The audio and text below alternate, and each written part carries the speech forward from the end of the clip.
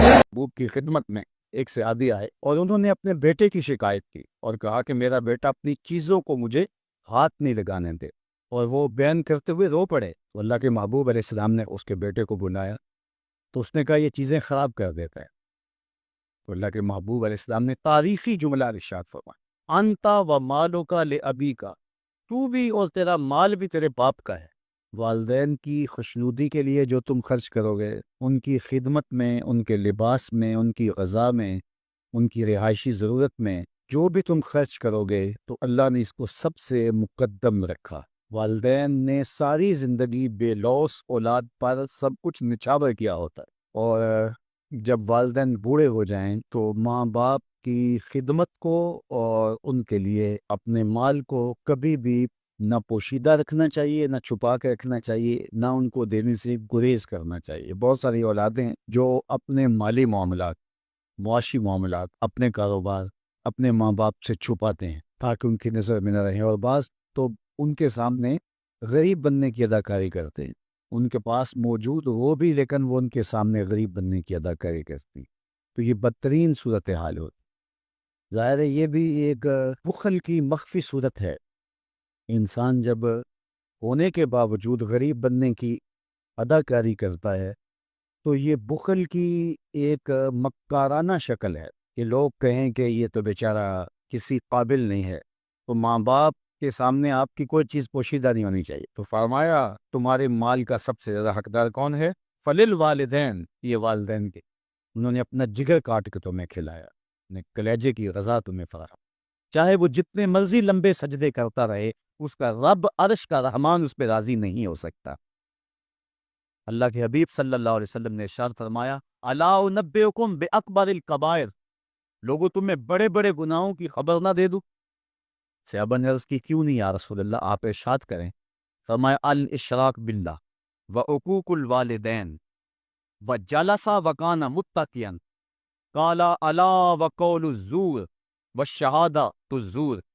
حضور فرمایا، ایک اللہ کے ساتھ کسی کو شریک ٹھہرانا، اور دوسرا کسی انسان کو قتل کرنا، تیسرا والدین کی نافرمانی کرنا۔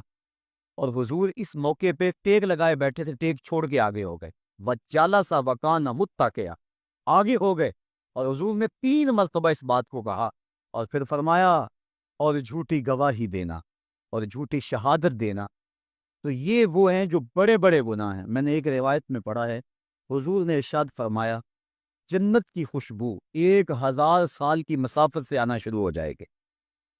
جب لوگ جنت میں جائیں گے تو 1000 سال کی مسافت دور ہی ہوں گے کہ جنت کی خوشبو آنا شروع ہو جائے گی، لیکن 4 اشخاص ہیں جو جنت کی خوشبو نہیں پا سکیں گے۔ وہ کون کون سے ہیں؟ ایک قاطع الرحم، جو رشتہ داریاں توڑتا ہے، کبھی اس سے لڑائی، کبھی اس سے لڑائی، کبھی اس سے لڑائی، حالانکہ حکم ہے سل من قطعک وات من حرمک، جو تجھ سے تعلق توڑے تو اس سے تعلق جوڑ، جو تجھے محروم رکھے تو اس کی جھولیاں بھر دے۔ تو جو رشتہ داریوں کو توڑتا ہے، مقدس رشتوں کو پامال کرتا ہے، بلکہ والدین کے حوالے سے یہ بات بھی سن لیں، بعض اوقات والدہ اپنی بہن سے ناراض ہو جاتی، باپ اپنے بھائیوں سے ناراض ہو جاتا ہے، تو اولاد کو کہتا ہے کہ نہ ملنا، اپنے جو ہے وہ چچا تائے سے نہ ملنا، ماں کہتی ہے اپنی خالہ سے نہ ملنا، تو اب کیا حکم ہے، ملے کہ نہ ملے؟ تو علماء نے اس پہ گفتگو فرمائی ہے کہ قطع رحمی حرام ہے، اور ماں قطع رحمی کا حکم دے رہی ہے، کہتی ہے، اور بندہ سوچتا ہے، بچہ سوچتا ہے کہ میری خالہ تو میری ماں کے پیچھے، میرے چچا میرے تائے تو میرے باپ کے پیچھے، جب باپ نہیں ملتا تو میرے کیا لگتے ہیں، جب ماں نہیں ملتی تو خالہ اور ماموں میرے کیا لگتے ہیں؟ تو وہ ماں کے پیچھے اور باپ کے پیچھے لگ کر ان عظیم رشتوں کو چھوڑ دیتا ہے، جبکہ لا طاعت المخلوق فی معصیت الخالق، خالق کی معصیت میں مخلوق کی اطاعت نہیں ہوگی۔ تو جو یہ چیزیں ہیں، قطع رحمی نہیں کی جائے گی۔ علماء نے یہاں طریقہ یہ بیان کیا ہے کہ والدین سے چوری ملے تاکہ ان کا بھی دل نہ دکھے، لیکن ان سے تعلق نہ توڑے، چونکہ قطع رحمی کے زمرے میں نہ آئے۔ تو 4 اشخاص ہیں قیامت کے دن جو جنت کی خوشبو بھی نہیں پائیں گے، ان میں سے قطع رحمی کرنے والا، دوسرا پورا زانی، اور تیسرا تکبر کی وجہ سے ٹخنوں سے نیچے شلوار لٹکانے والا، اور چوتھا والدین کی نافرمانی کرنے والا۔ حضور فرمایا یہ 4 اشخاص ایسے ہیں کہ جو جنت کی خوشبو بھی نہیں پائیں گے. اور ایک اور 4 اشخاص کی کہانی سنو.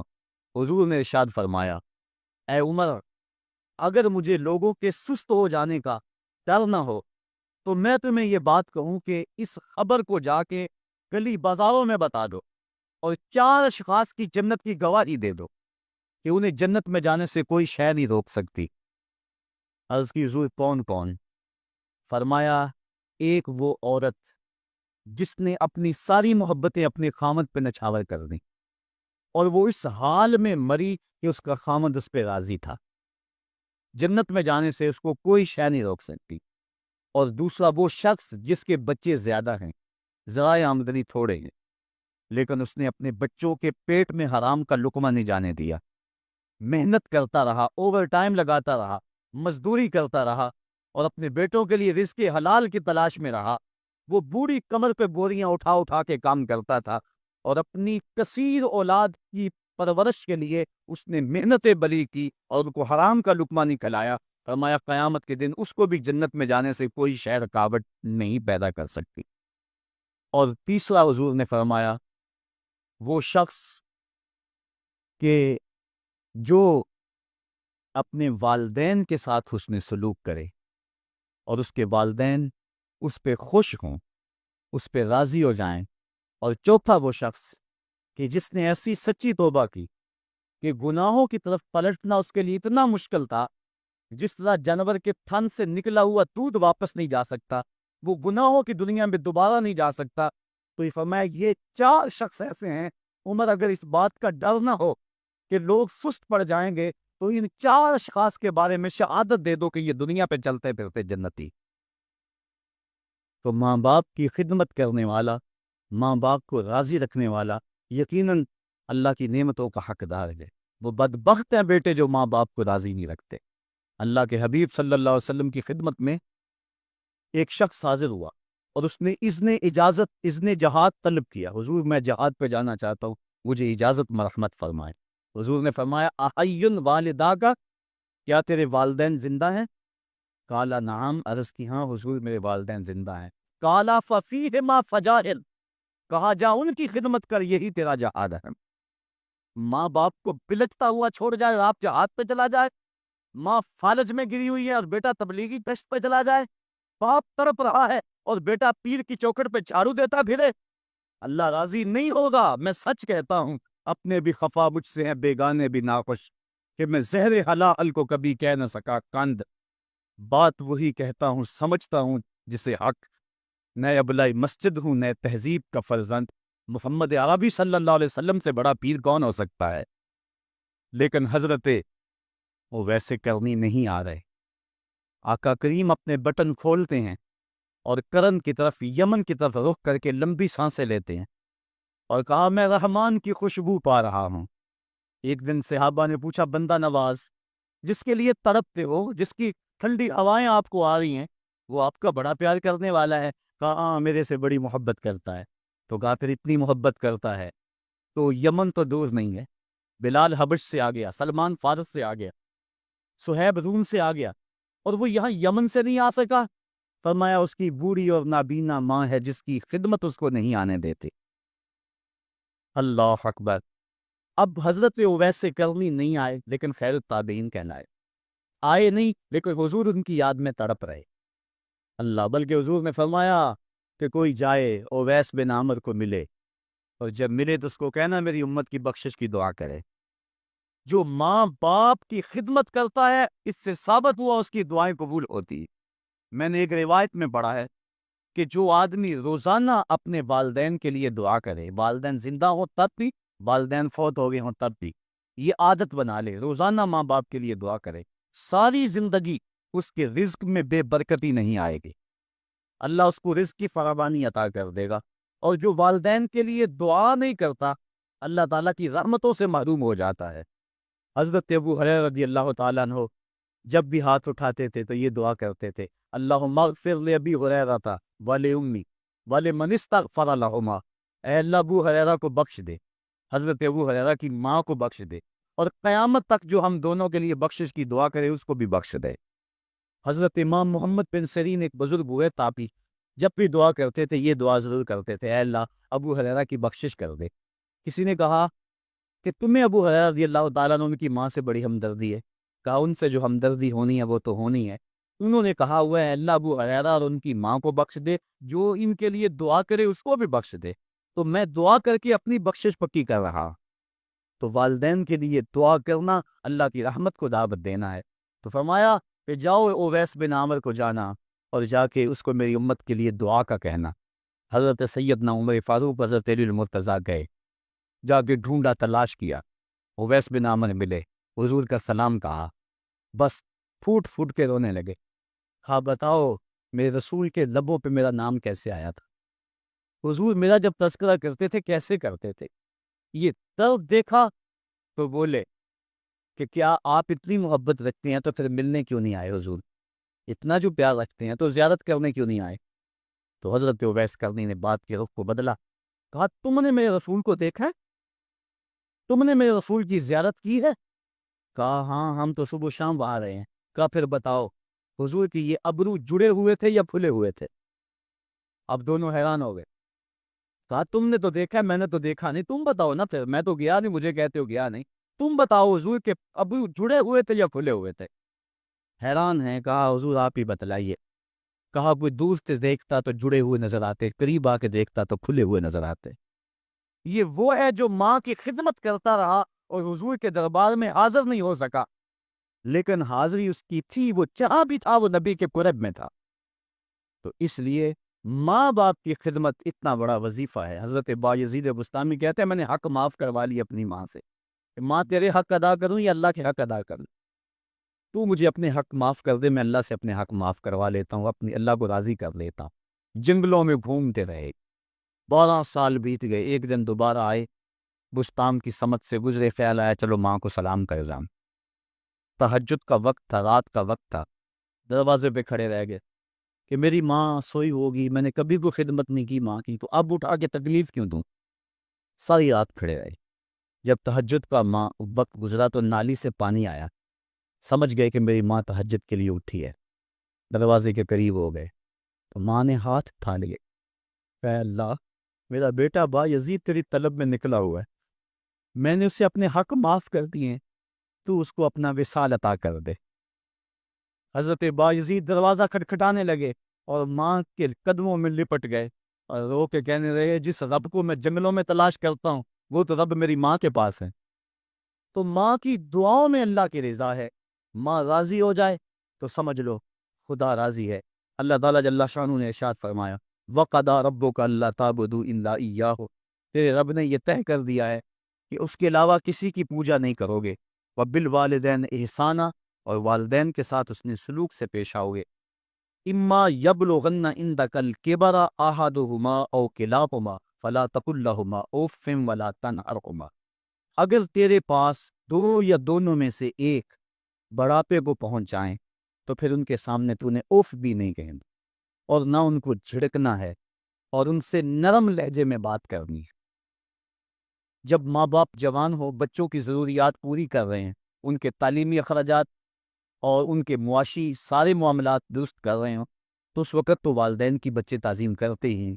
امتحان اس وقت شروع ہوتا ہے جب ماں باپ بوڑھے ہو جاتے ہیں اور چلنے پھرنے کی سخت بھی نہیں رہتی، صرف سانس کی ایک ڈوری لٹکی رہتی ہے، اور جس طرح بچہ اپنے بدن سے مکھی بھی نہیں اڑا سکتا تھا، اب یہ حالت ماں باپ پر آ گئی اور بچے کی طرح مزاج چڑچڑا ہو گیا۔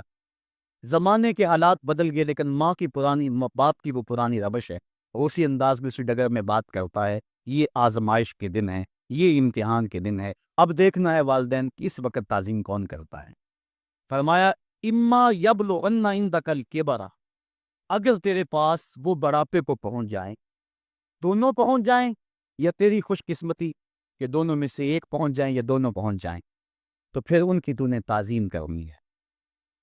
کیا کیسے تعظیم کرنی ہے؟ فلا تقل لہما اف، تو نے ان کو اف بھی نہیں کہنا۔ حضرت امام فخر الدین رازی کے حوالے سے میں آج ہی صبح یا گزشتہ شب اف کی تشریحات دیکھ رہا تھا، انہوں نے 12-13 اقوال بیان کیے ہیں لیکن 2 قول فرماتے ہیں۔ اف یہ ہے کہ انسان کے بدن کے اوپر جو شفاف رہتا ہو، صاف رہتا ہو، مٹی پڑ جائے، ریت کا ذرہ پڑ جائے تو اس کو پھونک مار کے اس کو ہٹاتا ہے، تو وہ پھونک سے جو آواز پیدا ہوتی ہے اس کو عربی میں اف کہتے ہیں۔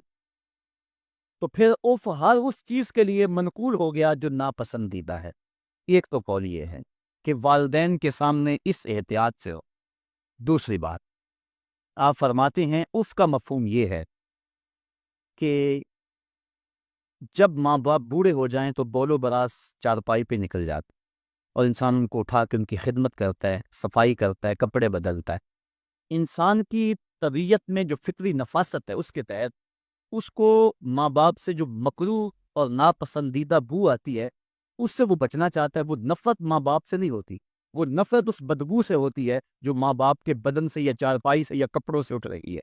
تو بندہ اپنے جو ہے وہ ناک پہ کپڑا رکھ لیتا ہے اس بدبو سے بچنے کے لیے۔ تو اف کے مفہوم کو بیان کرتے ہوئے حضرت امام راضی کہتے ہیں کہ انسان کو اس بات سے بھی روکا گیا ہے کہ تو اپنے ناک پہ کپڑا رکھ کے اگر ان کو صفائی کر رہا ہوگا تو ماں باپ کے نازک دل پہ کہیں یہ بوجھ نہ آ جائے کہ میرا بیٹا مجھ سے نفرت کر رہا ہے۔ اس لیے والدین کی تعظیم کا عالم یہ ہے کہ تو کھلے ناک سے ان کی خدمت کرے اور وہ بدبو سہتا رہے اور اپنے ناک کے اوپر کپڑا بھی نہ رکھے کہ تیرے ماں اور تیرے باپ کے دل کے اندر اتنا خلال اور ملال بھی پیدا نہ ہو۔ یہ ہے اف کا زمرہ۔ حضرت امام حسن رضی اللہ تعالیٰ عنہ نے ساری زندگی اپنی والدہ حضرت فاطمہ الزہرا کے ساتھ بیٹھ کے کھانا نہیں کھایا تھا۔ ایک دن حضرت سیدہ فاطمہ نے فرمایا کہ بیٹا میرا جی چاہتا ہے کہ میرے ساتھ تم بیٹھ کے کھانا کھاؤ، لیکن تم نے کبھی بھی میرے ساتھ بیٹھ کے کھانا نہیں کھایا، کیا وجہ ہے اس کی؟ حضرت امام حسن فرمانے لگے، عرض کرنے لگے، امی میں اس ڈر سے آپ کے پاس بیٹھ کے کھانا نہیں کھاتا کہ کہیں کسی لقمے کی طرف آپ کی نظر بڑھ جائے اور میں عدم آگہی کی وجہ سے اپنے ہاتھ کو اس لقمے کے پہ ڈال لوں اور نہ جان سکوں کہ اس لقمے کو اٹھانے کا ارادہ میری ماں کے دل میں پیدا ہو چکا ہے اور میں اللہ کی رحمتوں سے محروم ہو جاؤں، اس ڈر سے میں آپ کے ساتھ بیٹھ کے کھانا نہیں کھایا کرتا۔ یعنی ماں باپ کی تعظیم کا عالم یہ ہے، اف تک نہ کہو۔ حضرت سعید بن المسیب رضی اللہ تعالی عنہ جلیل القدر تابعی ہیں، وہ فرماتے ہیں کہ والدین کے سامنے بیٹے کی حالت کیا ہونی چاہیے۔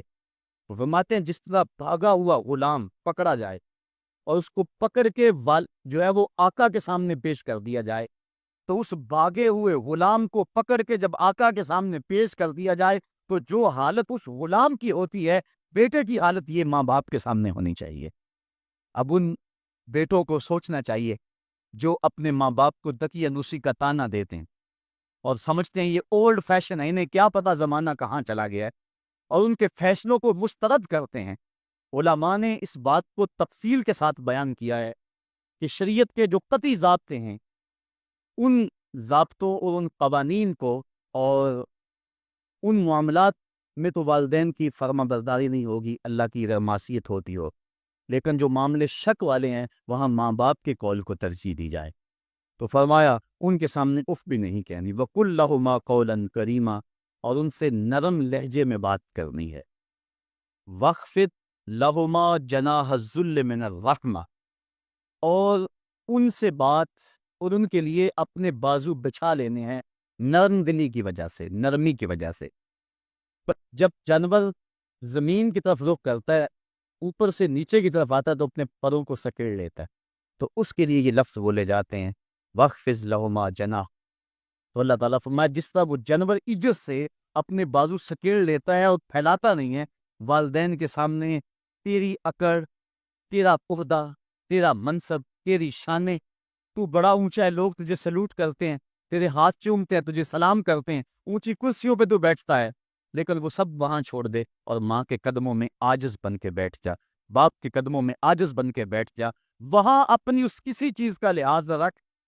پرندہ اوپر کوڑے تو پر کھولے، لیکن جب نیچے آئے تو پروں کو سمیٹ لے، تیرا عہدہ، تیرا منصب باہر رہے، جب ماں باپ کے پاس آئے اس وقت تو مؤدب غلام کی صورت میں اپنے والدین کے سامنے کھڑا۔ وَقُلْ رَبِّ ارْحَمْهُمَا كَمَا رَبَّيَانِي صَغِيرًا، اور اگلا حق یہ بیان فرمایا کہ اللہ کی بارگاہ میں عرض کرے، اللہ میری ماں پر بھی اور میرے باپ پر بھی رحم فرما دے۔ جس طرح میں چھوٹا تھا تو میرے اوپر انہوں نے رحم فرمایا۔ انسان ماں باپ کے حق دے ہی نہیں سکتا۔ حضور نے ارشاد فرمایا کہ انسان ماں باپ کے حق نہیں ادا کر سکتا الا یہ کہ ان کو غلام پائے اور خرید کر آزاد کر دے، اس کے علاوہ کوئی صورت ایسی نہیں ہے۔ ایک شخص نے حضور کی خدمت میں حاضر ہو کے عرض کیا، حضور میں اپنے والدین کی بڑی خدمت کی ہے، اس کو امام حقی نے لکھا ہے، اور جن مراحل سے میں گزرتا رہا ہوں ان مراحل سے میرے ماں باپ گزرے ہیں اور میں نے ان کی خود خدمت کی ہے۔ آج بیٹے بیویوں پہ کام چھوڑ دیتے ہیں کہ بیوی خدمت کرے گی۔ احسان دانش کہتا ہے کہ میں نے اپنی بیوی کو ہاتھ نہیں لگانے دیا، میں نے کہا میرے ماں باپ ہے، یہ خدمت اور کوئی حاصل کیوں کرے، یہ تو میں حاصل کروں گا۔ تو ساری خدمت میں نے خود کی، جس طرح انہوں نے نوالے توڑ توڑ کے میرے منہ میں ڈالے میں نے بھی حضور ایسے کیا۔ جس طرح میرے لیے میری ماں رات جاگتی رہی میں بھی اپنی ماں کے لیے جاگتا رہا۔ جن جن مراحل سے میرے لیے وہ گزرے تھے اتفاقاً میرے حالات، میرے ماں باپ کے حالات ایسے پیدا ہو گئے کہ میں نے اسی طرح اپنے ماں باپ کی پرورش کی ہے اور میں اپنے ماں باپ کی جو ہے وہ میں نے خدمت کی ہے۔ تو کیا میں نے اپنی ماں کا اپنے باپ کا حق ادا کر دیا ہے؟ حضور نے ارشاد فرمایا تو نے ایسے ہی خدمت کی ہوگی، لیکن جب تیری خدمت تیری ماں کرتی تھی تو ساتھ ساتھ تیری زندگی کی دعائیں مانگتی تھی، اور جب باپ بوڑھا ہو گیا تھا، ماں بوڑھی ہو گئی تھی، آزاد شل ہو گئے تھے، فالج میں مبتلا تھے، تو ان کے لیے زندگی کی دعائیں تو نہیں مانگتا تھا، تو یہ کہتا تھا اللہ انہیں پردہ دے دے۔ تیری ماں نے تو کبھی تیرے لیے پردہ نہیں مانگا تھا، بیٹا لولا ہو بیٹا لنگڑا ہو، ماں کبھی نہیں کہتی بیٹے کو ڈاکٹر جواب دے دے، ماں کبھی نہیں کہتی کہ میرے بیٹے کو اللہ پردہ دے دے، ماں یہی کہتی ہے مالک مجھے لے لے، میرے بیٹے کو زندگی دے دے، میں سب کچھ بیچ دیتی ہوں، اپنا زیور بیچ دیتی ہوں، میرے بیٹے کی صحت بچ جائے، میرے بیٹے کی زندگی بچ جائے۔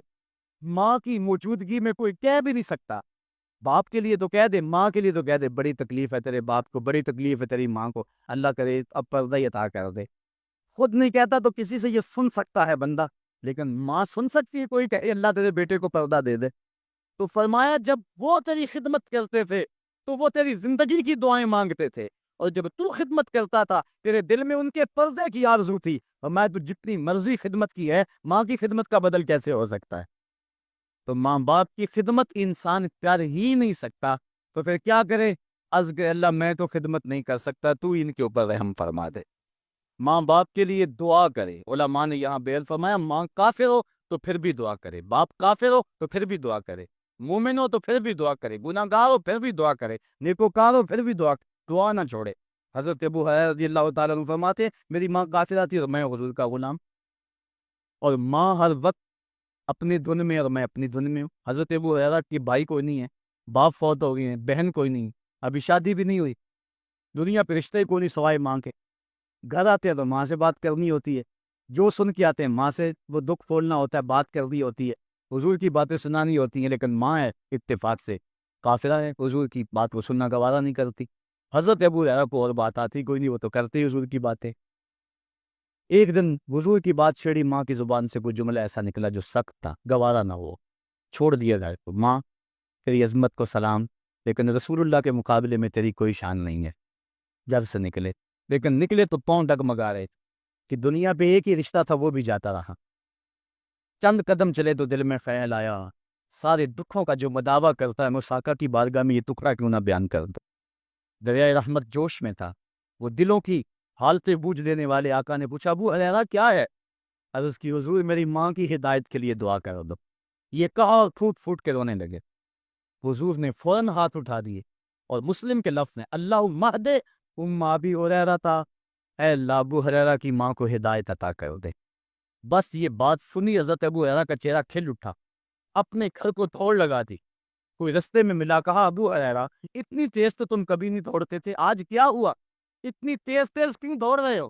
کہا آج ہی تو دیکھنا چاہتا ہوں کہ گھر پہلے میں پہنچتا ہوں یا میرے آقا کی دعا پہلے پہنچتی ہے۔ حضرت ابو ہریرہ فرماتے ہیں جب میں گھر پہنچا تو دروازہ بند تھا، میں نے دستک دی، اندر سے آواز آئی بیٹا ٹھہرو میں آتی ہوں۔ کہا اس لہجے کو جان گیا، اس میں محمد کی بولی بول رہی ہے۔ کہا تھوڑی دیر کے بعد میری ماں آئی، تازہ غسل کی وجہ سے اس کے بالوں سے پانی کے قطرے ٹپک رہے تھے، اور میری ماں زنجیر کھول رہی تھی، اس کے لبوں پہ شہادت کا کلمہ جاری تھا۔ تو والدین کے لیے مغفرت کی دعا کرتے رہیں، والدین کی بخشش کی دعا کرتے رہیں۔ والدین جب دنیا پہ ہوتے ہیں تو اللہ کی رحمت کا گھنا سایہ ہوتے ہیں، لیکن جب دنیا سے چلے جاتے ہیں ان کی قبر سے بھی فیض ملتا ہے اور سکون اور طمانینت ملتی ہے۔ والدین فوت ہو جائیں تو ان کے حق ختم نہیں ہو جاتے، بلکہ حدیث میں آتا ہے 4 حق ایسے ہیں والدین کے جو مرنے کے بعد بھی اولاد کے ذمہ باقی رہتے ہیں۔ الصلاۃ، ان کے اوپر نماز جنازہ پڑھی جائے۔ دوسرا حق الاستغفار لہم، ان کے لیے بخشش کی دعا کرتے رہی جائے، مسلسل دعا کی جائے بخشش کی ان کے لیے۔ اور ایک روایت میں نے پڑھا ہے اگر کوئی بندہ اس کے والدین حالت ناراضگی میں فوت ہو گئے، والدین ناراض تھے، موقع نہ مل سکا منانے کا اور والدین فوت ہو گئے، تو حدیث میں آتا ہے کہ وہ کثرت کے ساتھ، ایک تو اپنی خالہ کے ساتھ، ماں اگر فوت ہوئی ہے تو باپ ہوئی ہے تو باپ کے بھائیوں کے ساتھ اس نے سلوک کرے، باپ خوش ہوگا۔ دوسرا، کثرت کے ساتھ اپنے والد کے لیے استغفار، والدہ کے لیے استغفار کرتا رہے۔ جب کثرت سے استغفار ہوتا رہے گا تو اس کے والدین راضی ہوں گے، اللہ اس کے گناہ کو معاف فرما دے گا۔ دوسرا حق والدین کا یہ ہے استغفار لہم، ان کے لیے بخشش کی دعا کی جائے، حدیث میں آتے ہیں۔ تیسرا حق بر الاصدقاء، ماں کی سہیلیوں، بہنوں اور رشتہ داروں کے ساتھ، اور باپ کے دوستوں، بھائیوں اور رشتہ داروں کے ساتھ اس نے سلوک کیا جائے۔ اور چوتھا حق انجاز الوعد، وعدوں کو پورا کرنا، یعنی ماں نے یا باپ نے جو وعدے کیے ہوئے تھے، مسجد سے کوئی وعدہ تھا، مدرسے سے وعدہ تھا، کسی فلاحی تنظیم سے وعدہ تھا، کسی غریب سے اعانت کا وعدہ تھا، یا ان کا معمول تھا اعانت کرنے کا، تو جو ان کے معمولات ہیں اچھائی کے، ان کو جاری رکھا جائے اور اس سلسلے کو باقی رکھا جائے۔ تو یہ 4 حق ایسے ہیں جو والدین کے مرنے کے بعد بھی اولاد کے ذمے باقی رہتے ہیں۔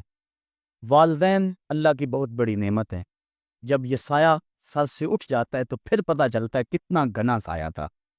صاحبو، جن کے والدین زندہ ہیں وہ ان کی زندگی کو غنیمت سمجھے، اور جن کے والدین کا گھنا سایہ ان کے سر سے اٹھ گیا ہے وہ ان کے لیے استغفار اور کثرت دعا سے ان کی رضا حاصل کرنے کی کوشش کریں۔